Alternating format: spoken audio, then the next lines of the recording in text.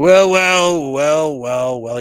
Welcome to another episode of Prepper Talk Radio. This one is our live stream event. It is National Preparedness Month. I am Scott, and we've got Paris and Shane in the house. Welcome back, you guys. Happy to be here. It's exciting. We're helping people get better prepared. If you want to get more access to us, to our group, we've got a really fantastic group on Facebook. Hop on over, go to the Prepper Talk Radio page, like it, and you'll see a link to our group from there, Emergency Prep and Self-Reliance. We've got about 1,000 people in there that we help on a weekly basis. You can get that help as well. Also, make sure you're subscribing to our podcast, wherever it is, wherever you're listening. We're on everything. Love to have you. And if you've got any good reviews, we'd love to hear your feedback.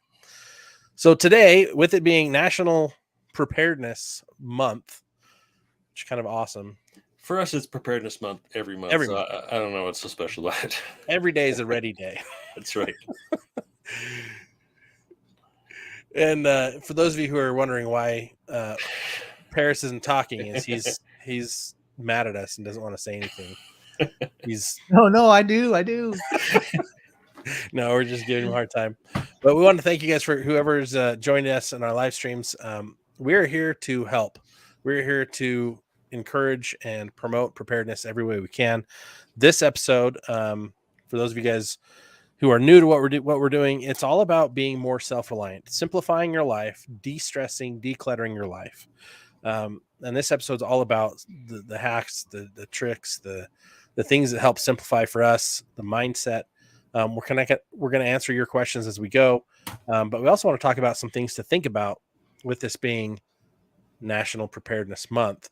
Things like, what are you doing if you have someone in your household who has special needs? What are you doing? Are you putting plans together for them and making sure they're okay and taking care of them? Are you putting things together for your pets? Right? Are you doing those things to make sure everybody's a-okay? I believe the word you used, Scott, was cornucopia. Cornucopia, yes. This is our cornucopia episode. I'll do a beautiful cornucopia graphic for our YouTube channel later. But I think the big thing is like, where are you and how can we help you get to the next step? Right? For me, like, my big next step is I'm really looking at solar solutions. I'm also looking at getting more canned foods, not store-bought canned foods, but canning foods. I'm working on, I got my canner ready to go. I've got cans. Walmart and everybody else has everything on sale right now. The best prices of the year that I found on canning supplies. And so I'm getting some more of those. And I'm going to can everything I can in the next couple of months. Well, the thing is, we're watching what's happening overseas, right? Across the pond, as they say, over in Europe, and anticipating that those issues will come here, and trying to figure out what to do for ourselves to head those problems off so that we don't have to deal with them, get ready for them now, where they kind of took Europe by surprise. I mean, somewhat, but what can we do? Like Scott's saying, solar. Okay, and that's one thing I just really started to look into more seriously for my home. I've never really wanted to do that because of the cost and financing a rooftop solar system, but with potential outages. I mean, look at California. Mm-hmm. They're having the sporadic brownouts, power outages. What can I do? Hurry and go get a solar system Exactly. for your house. So hurry and go get an electric car so that you can't charge it for weeks at a time. Mm-hmm. Have you seen the Babylon Bee? They put out a thing that says that Californians are now encouraged to get a huge hamster wheel in their garage and run really fast to charge their electric vehicles. I love the Babylon Bee. Yeah, that's good stuff. There's actually a bike, a stationary bike charging solution that I've seen for years, and everyone keeps saying it's coming out, but it never gets to the market. I hope Shane's okay. It sounds like he just took out a rat in the corner. It's K-Tor. I've got mine. I don't really like those. They make a little bike pedaling thing too, right? They do, but I'm talking, there's a big wheel bike. The wheel is this big, connected to a alternator style charging solution. You can make your own too. And you can actually create with that enough energy to power your house for 24 hours on 1 hour of exercise. Wow. And I'm like, bring it to the US. That's a dual Bring it purpose to the for world, sure. right? Mm-hmm. It's like, it's going to get you in better shape and it's going to be better for our environment. And I'm like, I need that. I want that. Oh baby, let's get this thing going. And I'm looking at my wife's stationary bike and I'm like, how can we modify that to be able to do this? I'm like, can't be that hard. Get an alternator. Right. I think get an alternator, put a rubber wheel on it and put it on a mounting bracket and then just shove it up against the other wheel. Don't even need a cable. Just push it up. There we go. Oh, that'd be awesome. And use that to generate electrical current. Yeah, into a battery bank, or whatever. It can be very simple. Make yourself a wind turbine that way. That's a whole nother episode. Right? That's a totally whole other episode. Just like the episode of doing the solar powered heater solution for the winter, which I'm going to be doing that soon and recording a video on it. So that'll be up on our YouTube. But guys, it's so much fun when, like, for me, preparedness, prepping, I'm kind of, I don't know if I'm over the word prepping or like I have a love-hate relationship with the word. Yeah. I like that our catchphrase is radio for the ready-minded. Because our preparedness is about being prepared for the Lord to come back, right? Also being good stewards of what we have and being good with our neighbors and being able to help when those disasters come, but also being responsible for, more importantly, our families. Our families are first. And so everyone that's listening, you should be focusing on that as well. Like, what can you do to better prepare your family and make sure that they are first and that they are a priority? With National Preparedness Month, this is the perfect time for you to think about it. These are the things we always think about. And for me, the prepping can be fun. It's not just about canning and just getting food storage, which can be really boring stuff. So one thing that I do to make it enjoyable, or rather keep it on my mind all the time, are the EDC items, right? Things I have on me every day that I use every day. Look, I'm prepared. Look at this.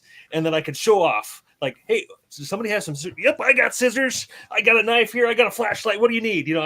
And everybody's kind of taken back sometimes. Some people are taken back saying, oh, wow, Shane, he's got that on his person right there with him. He doesn't even have to go looking for it. He has it right there. Yeah. And that's a way to, I think, really stand out and say, oh, wow, maybe I should carry a pocket knife. Maybe I should carry a flashlight, right? Those types of things. So I think EDC is a fun way to do that. You switch it up every day if you want to, every week. Carry different things. Try different things, especially when you're new. I've settled on certain things that I have really an affinity for now, and kind of a passion. They're just my babies. Your babies. They're your comfort blanket. Exactly. It's things that I always have with me that now I feel kind of lost without them, which I know I'm not. But maybe that's a downside to it, to have an EDC item, right? It's like, I'm not armed. What do I do? I feel naked. Okay. I gotta, learn to. What's funny is like you, I carry certain things all the time. And if I don't have it, like if I'm in a hurry and I rush out the house, I'm like, you're like, oh no, I don't have what I need. Yeah. Like, I've done that with my wallet. I've done that with the thing that happens the most is I'll forget, like, my pocket knife. And I use that all the time. But what's funny is, like, I'll go somewhere and they'll be like, you can't have this in here. Like, I had to go through security checkpoint. And I'm like, oh crap. Let me run to the car. Okay, I'm back. Or when I'm like traveling and I'm at the airport and I'm like, la la la, and I get to check in security. I'm like, there goes another knife. Yeah, exactly. I'm like, I should have checked a bag.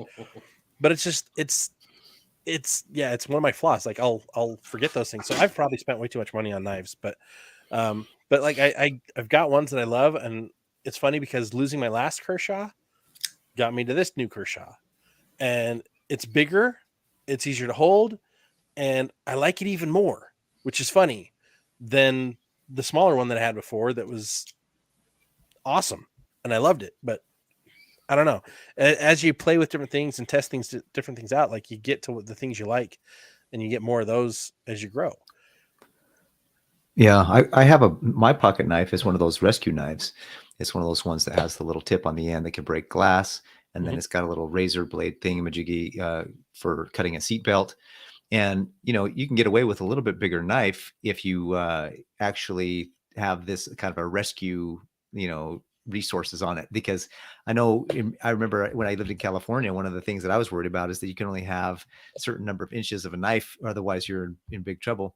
And so, however, one of the ways to get away with that was to say, look, this is a rescue knife. I have to have this thing in case I get stuck in my car. Yeah, it's 2 inches in California, isn't it? 2-inch blade. Yeah, something ridiculous. And I was like, pretty dude, that's like California that's nothing. That you what can you do with a 2-inch pocket knife? Anyways, but if you have these rescue accoutrements or these rescue resources on here, then it allows you to have it as a rescue instrument. Tool. Well, it's interesting. I've actually just got a question thrown in the group. Don't you think it's odd that Christ has been coming back for 2,000 years but hasn't arrived yet? Big Daddy Magic, thank you for the question. Christ did prophesy, and there's a lot of prophets in the Old Testament and New Testament that talk about when he comes back. Every generation is hoping that he comes in our generation, but the signs have not been fulfilled for his coming. So until that happens, he's not coming. And a couple signs have been fulfilled, but the signs, all the big ones, they haven't happened. And so we continue to wait and we prepare. But the cool thing about trying to prepare for Christ, it teaches us to be a better person, a kinder person, a more loving person.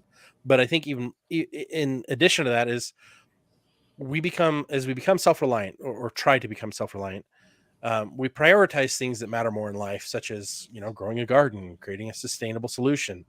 We think more about simplifying things and becoming more one with the world. And for me, it's like, I'd forgotten how good it felt to garden. And I started gardening this year, and it's been a fiasco at times, but it's been so good educationally. And so I'm glad that I've invested my time into that garden, even though has it produced like I would have wanted it to. I was hoping for a cornucopia, and instead I'm getting a lunch sack half full of small tomatoes, and I'm getting my cucumbers are working now. So that's good. I'm going to have a ton of pickles, but it's funny because until now you just need some chicken so you can have pickles and eggs. No chickens. No chickens. I'm not getting chickens. No, I want to get quail, but I'm not getting chickens. Chickens, they're just a bigger problem. I'll get the chickens. You can have the chickens. If I had property like farther away and I was on that full time, I would definitely get chickens at that point. If I had a roaming area where they could roam, and a larger area for a garden, and a container cabin, and no mountain lions in your backyard. Well, even if I had mountain lions, you can still pen them in and make things work so that they're semi-safe. You were supposed to run with that, Scott. Oh, you're talking about the mountain lions on my roof. Yeah, there's a real experience there. You guys could go Google that on the news. You'll find it. It's also on my Facebook page. See, this is what I mostly use my EDC knife for. This is what I use. Clean out fingernails and then cleaning out my cuticles here. Scraping those off there. I've tried that. And I don't like doing that. And I love the shape of this knife. It's great for opening boxes, and it's got a fairly flat belly. It's got a nice choil here, so I can really choke up on it. It's super lightweight. And it's good steel, not too expensive, but I love it. Yep. So Utah Mike actually says Swiss Army knife and a Leatherman. Oh, Leatherman wave. You know what? I've got right there. There you go. Swiss tool. I actually keep my Gerber multi-tool in my car, and I have a Leatherman as well, but that is in my bag because I never use it. I just never found a good use for it all the time. Mm-hmm. So I keep that one in my bag. But my Gerber, it's got different pliers on it, and I use those all the time on my cars. Like, I got to fix this. Oh, I lost this. We talk about layers all the time, right? We talk about having different, 1 is none, 2 is 1, 3 is just right? And obviously you can't carry so many different things. I carry both of these always on me at the same time. Because they're easy to carry. Because the way I dress, I've got a belt, I've got holster for this. This goes in the pocket. I carry a small flashlight that's 100 something lumen. My apocalypse light is a 3,000 lumen beast. These types of things. Yep. And if you they're carry not, that bigger light on you? Well, I don't. This is my bag, so this is always with me in my bag. But this is in my pocket, and I use it for work. And then this is always in my bag, my Mora knife Garberg Just a great utilitarian knife. Super tough. So layers, right? And then learning to know what knife you love, what tool you love. This is my third one of these because I give them away or people break them.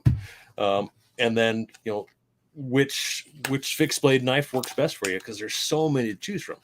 Is that the Moore knife? That's the Moore knife. Yeah. The Garberg, the thicker. I like that one. I like what you said a minute ago, Shane. It's important to say, you said, because of the way I dress, I'm able to carry these things. And so sometimes people think, well, where am I going to put my knife? Where am I going to put the flashlight? Where am I going to put all this? Sometimes you need to now look at what kind of pants are you going to start wearing. Every time I hang out with you, Shane, you're in cargo pants, seems like. And Levi's or a cargo short, or maybe a cargo pant. Yeah.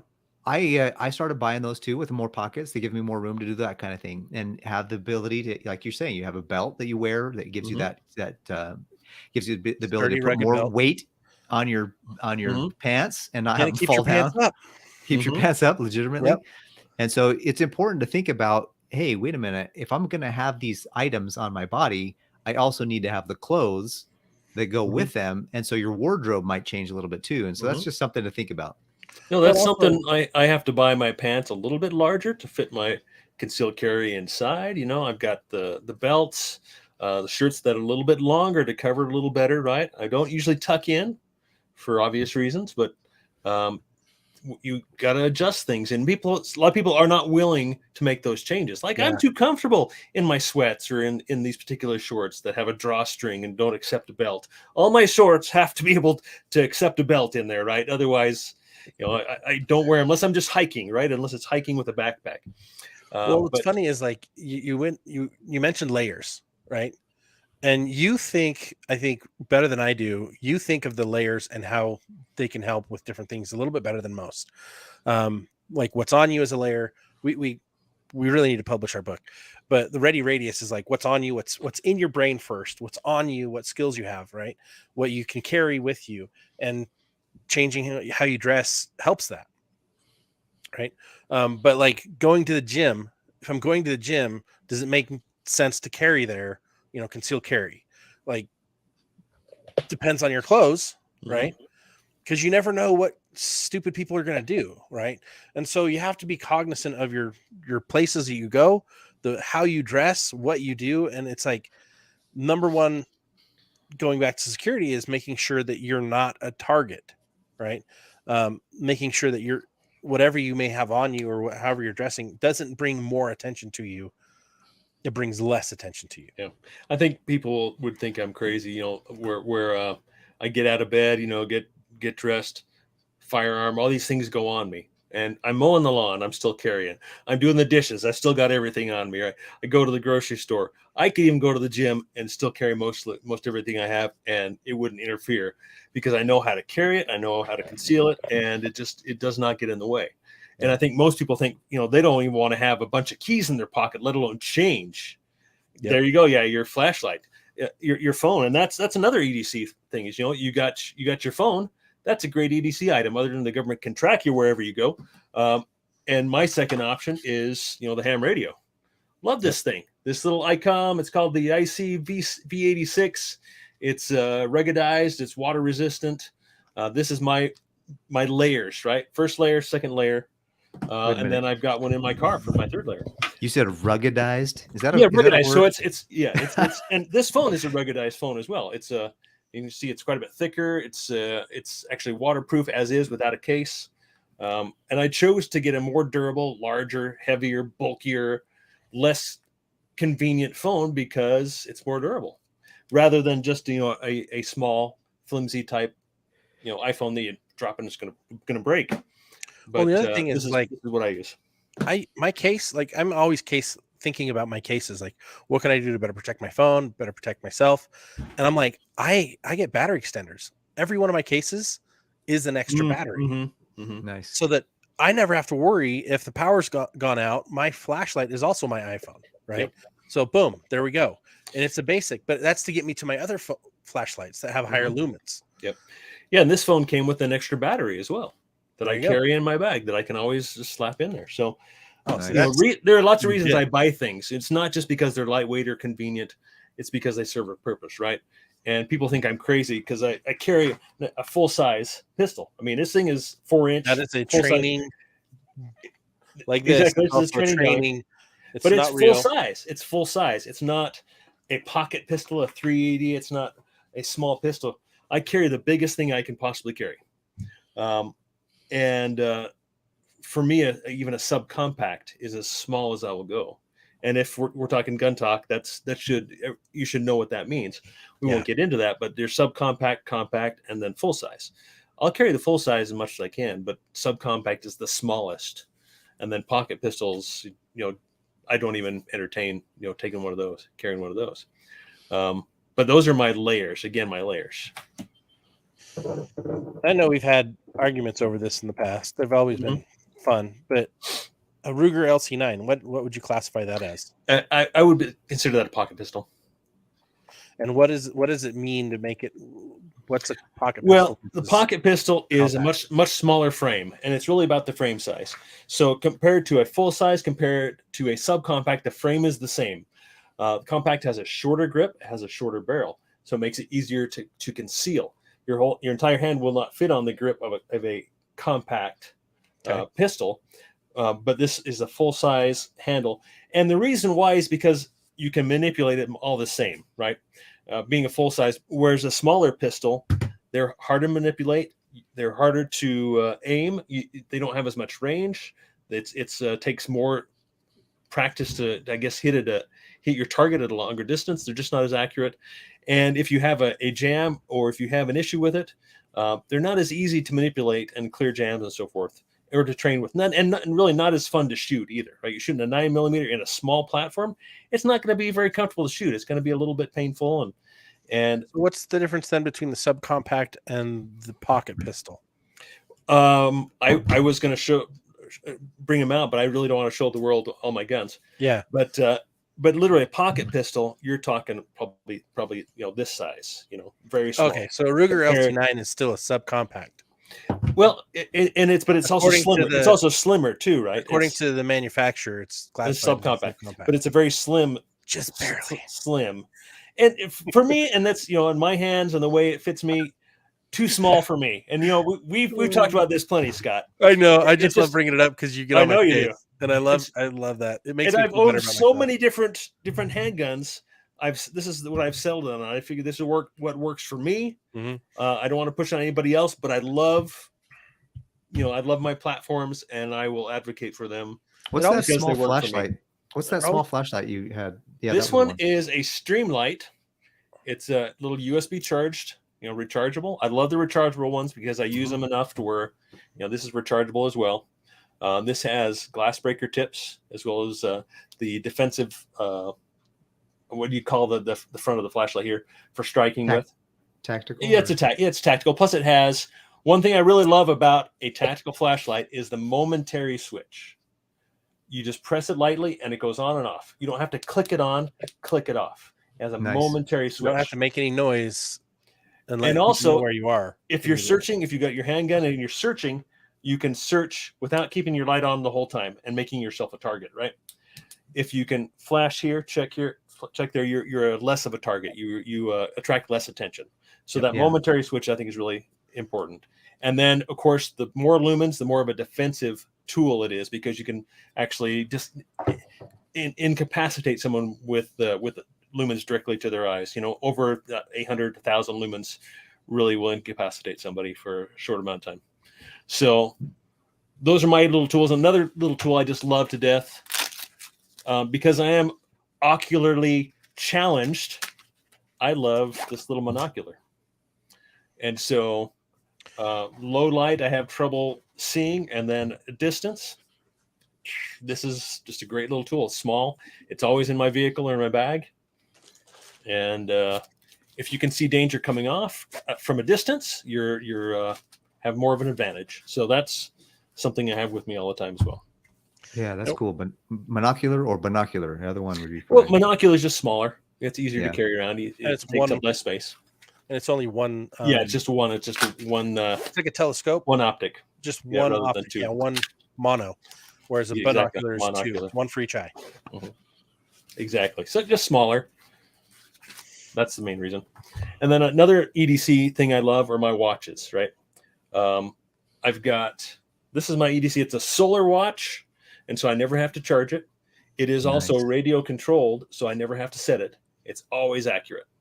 And it's a G-Shock Casio, so it's really durable. I can bang it around. It's still gonna work. I don't have to worry about it. And if I want more functions, I'll bring up my larger Mudmaster with the compass and all the fun gadgets on there as well. Wow. So those are my go-to apocalypse watches, you could say. And I think, like, again, guys, get for you what makes sense for you.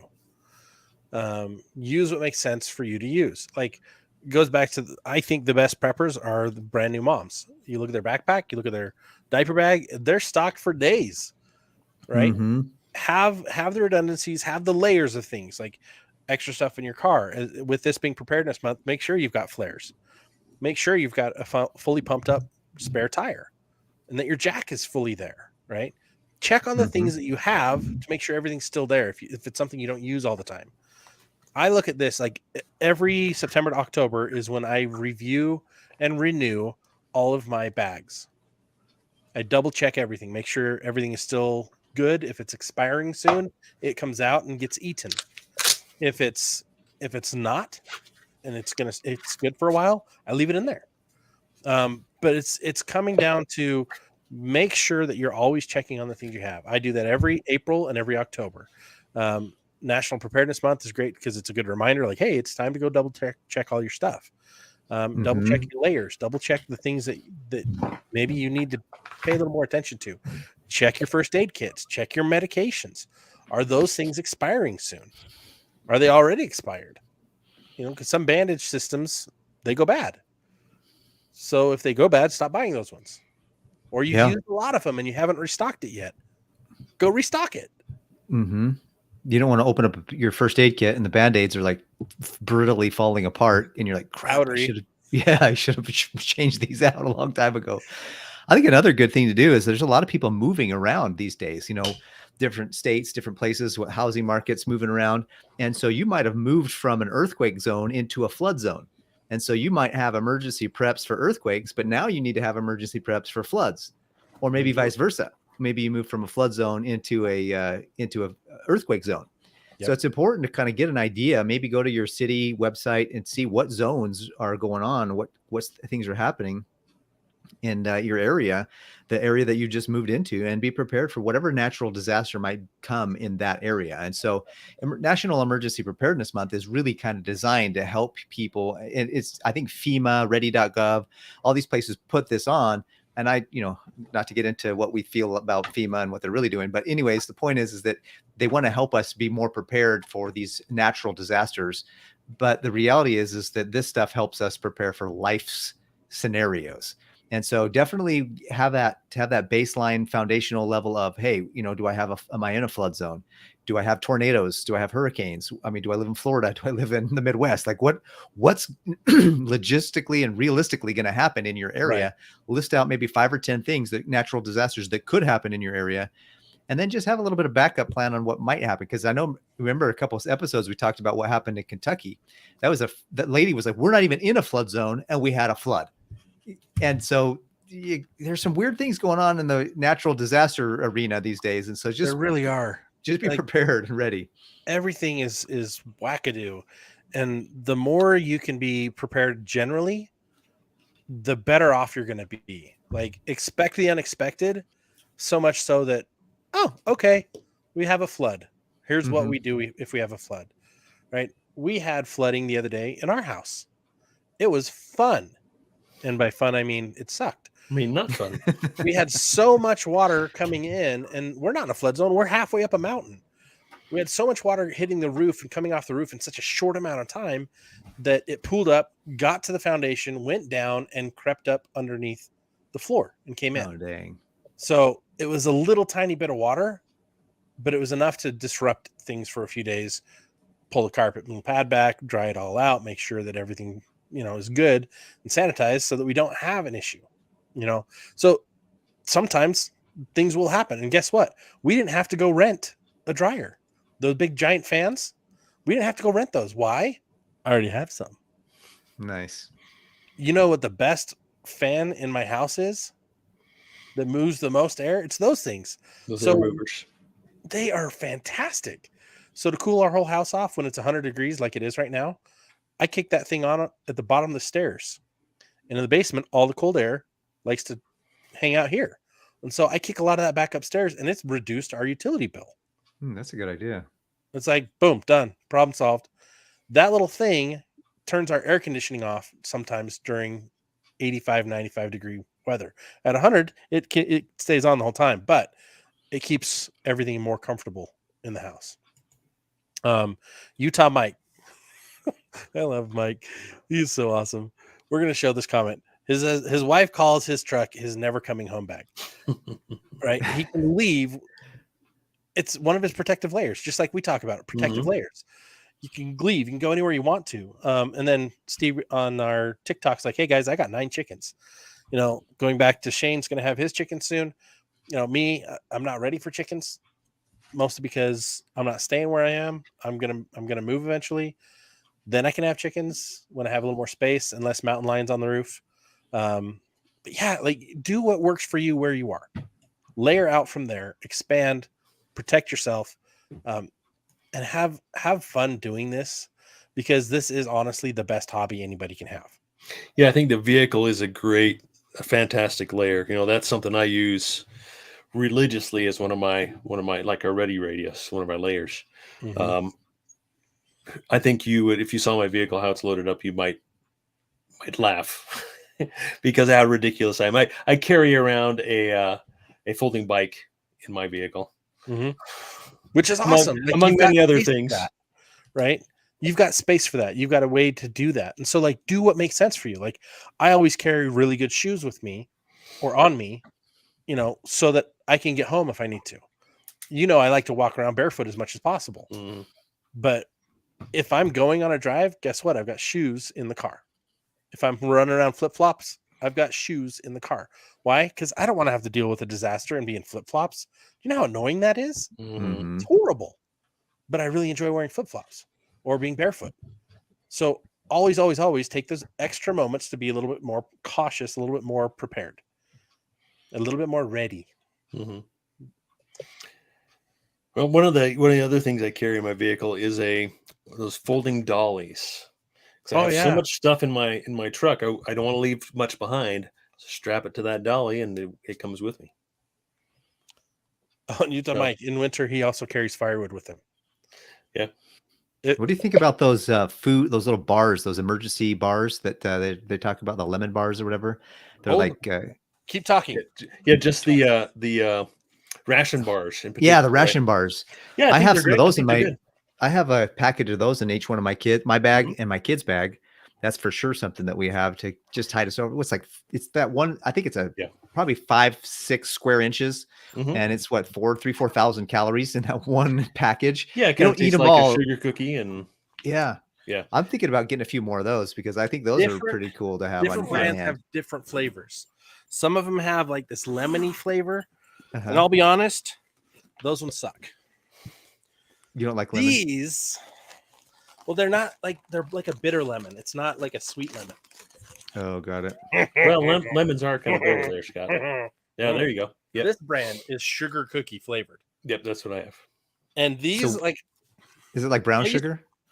No, like a regular sugar cookie. Kind of a powdery, kind of a fluffy, but not fluffy, but flaky. This is 3,600 calories. So I've got 2 of these in my bag. Plus I have these high calorie energy bars. What's the brand? What's the brand on that ration bag bar thing? So the ration bar Mainstay. Oh, Mainstay. Oh, Daytrix is also really good. Okay. Yeah, those 2 are the only ones that I found that like taste really decent.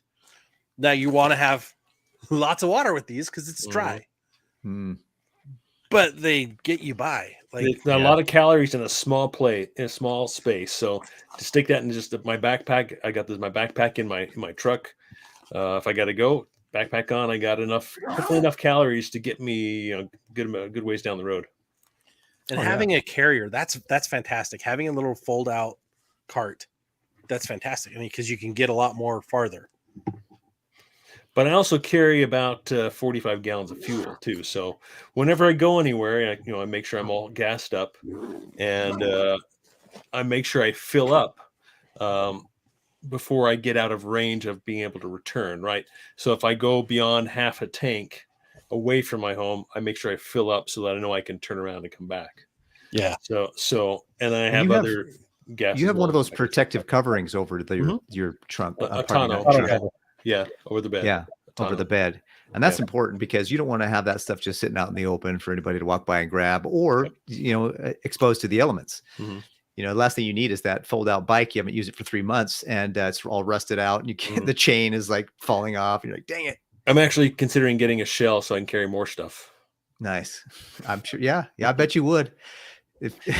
So in the bottom of my, A lot easier to camp in there as well with the shell. That's true. I Say that have again, Scott. in the bottom of one of my backpacks, I have this cover that covers my backpack for waterproofing it.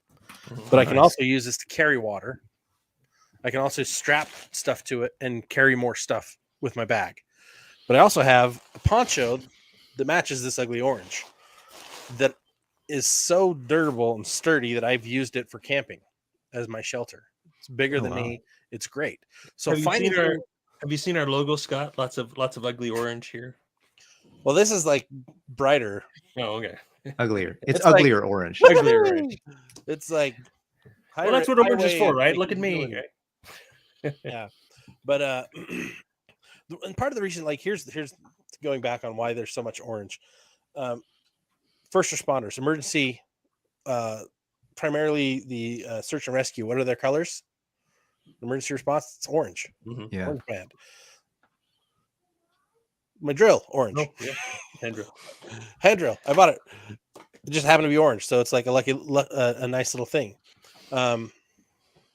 Utah Mike's asking if it's a folding wagon, but I think yours is actually a little dolly. It's a folding dolly. So it's a 2-wheel. Got it at Home Depot.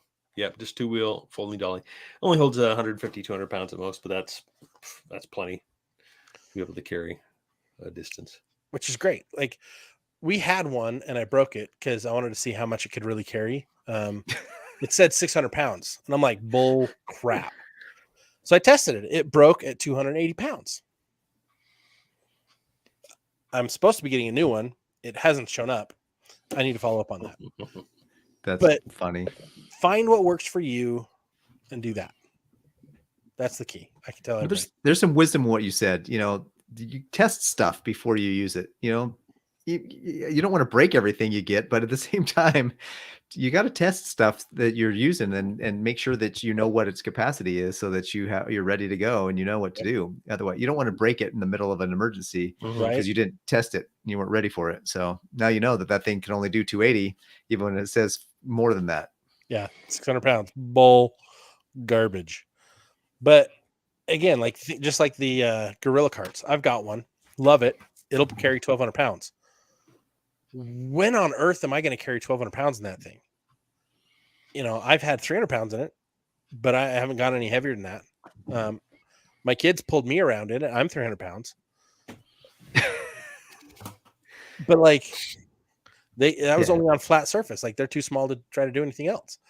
But I also have, this is kind of cool. In the garage, I have an old kid cart. Those ones that you put on the back of your bikes. Mm-hmm. There's the older version of one of them actually has a plastic bin at the bottom. And I've actually filled the wheels with foam so that they won't pop. And I've got a lashing that I can lash that to my backpack where my hip strap is, where my waist strap is. And I can drag that anywhere I want to go, kind of like an old hand cart, or I could be the horse in the rickshaw, right? I've got it set up so that I can use that to help get away, to help relocate if I need to, and I can carry additional stuff. And those plastic ones actually have a higher weight capacity than the newer fabric ones. So if you can find an old one, if you're looking for something to maybe carry kids, carry gear, that's a great solution. It's got big tires on the sides, so you can drag things a lot easier with less resistance. And that's why I chose that, because I'm like, done, easy. Less resistance, the better. Yeah, they even have the hunting carts that that Mhm. hunters use to carry their kills out of the mountains. I got one of those a long time ago, just to be able to have, throw a tarp. It's all made of metal, and there's not really a bag. I mean, you can't throw little things in there, but maybe you put a tarp over it, and then it has you have something to catch all the little stuff, because you put the tarp down first, and then you can wrap that around the stuff and kind of tie it down. And so making sure you have ties too to go along with that, because you need to have some good ties, because Yep. you don't want things falling. You're walking a mile down the road, you turn around, and like, crap, all my stuff's out. You fell out of the cart. So those hunting carts are pretty robust, and they can carry those a are lot of awesome. weight. Well, another fun thing, there's a new backpack company or a new backpack product that came out this last year for hunters, that you can actually carry a few hundred pounds, and it doesn't feel like you're carrying a few hundred pounds.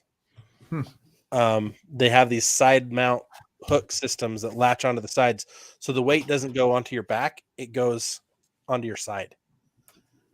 And because of that, the steadiness of it, you can actually go a lot farther with it and less fatigue. I'll find it and share that. I found them on TikTok and was just blown away at that technology. I'm like, no way. And this little 5'3" lady, they threw 200 pounds on her, and she's just like, that's it? That's amazing. How can I carry this? Cool. If you guys have any suggestions, we'd love to hear it, because we tend to get, at least I tend to get like this, right? I've got my solutions, I figured them out. I don't need to see anything else, right? But definitely love to see what you guys are doing. So getting back to the closing out for the month, or closing out for the topic for the day, guys, layer your preparedness and never stop, because it just simplifies life.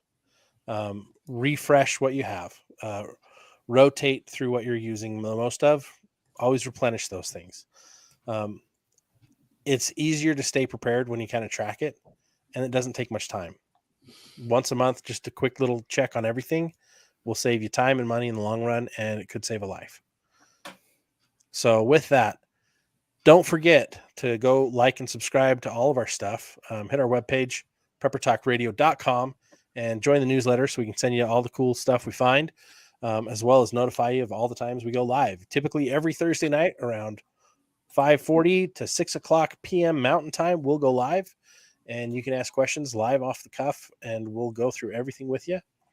We appreciate you listening. We appreciate you being part of the community, and we're happy to be here and help. If you want additional help, come get it on our webpage. Come get it in our Facebook group. We are here to help. This is an awesome community. Stay ready. Stay ready-minded. That'll get you through the tough times. And come join the community. We appreciate you guys, and we'll catch you on the next episode. Take care. See you next time.